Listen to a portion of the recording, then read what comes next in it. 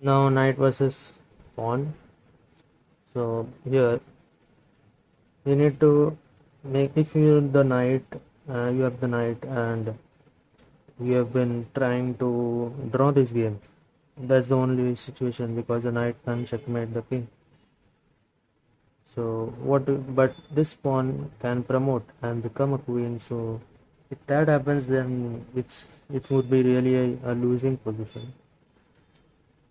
What you need to do if you are white, you need to control this square, the promotion square basically.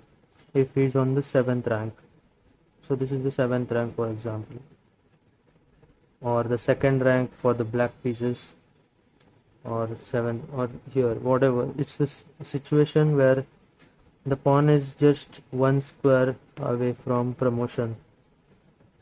You need to be able to, if it's these four central files, then the knight should be able to get here.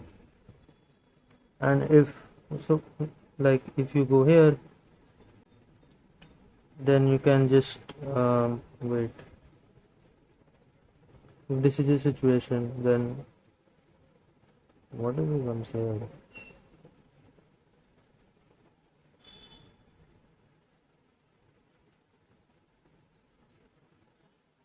Yeah, I think I figured it out.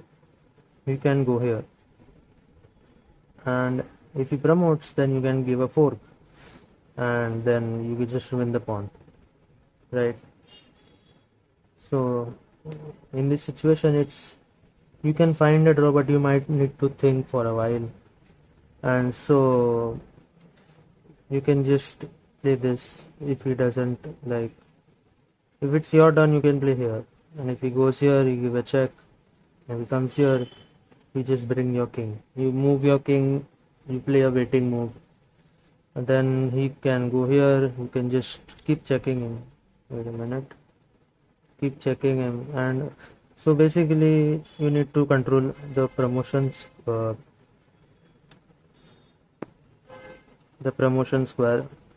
for the pawn if it's on the 7th rank, and if it's on these four central squares.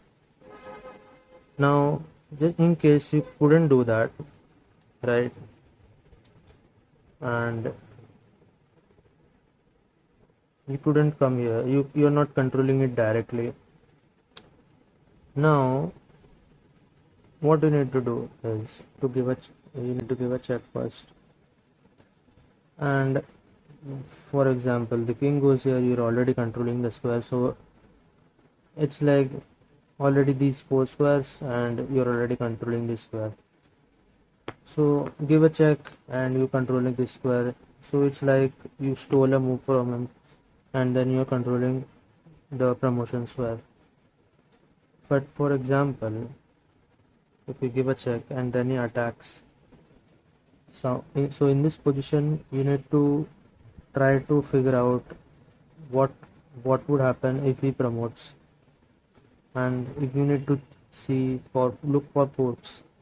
For example, here you can play this move, and so if he promotes, then you can just give this check and take the queen or whatever he promotes to. So now that's how you do this. So this is called lateral control, right?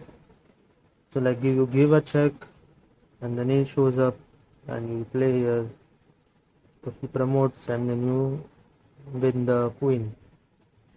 This is called lateral checkmate.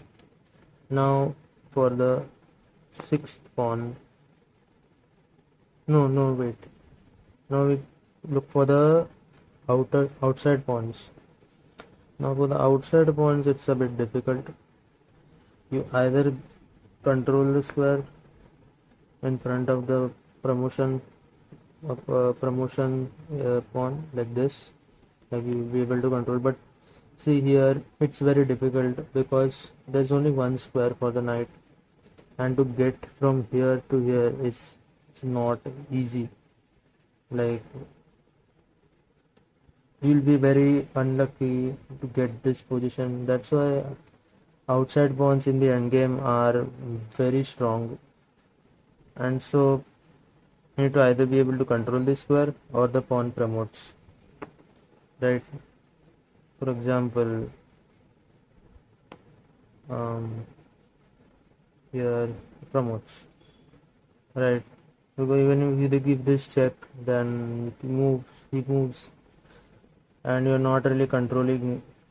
You just give up the bishop pawn and because pinned. Anyways, so what we need to know for the 7th ranked pawn is, first we need to check if the pawn is in the 4 central squares. Then it's going to be easy to control it. And that's all for knight versus pawn in the 7th rank. Um, yeah.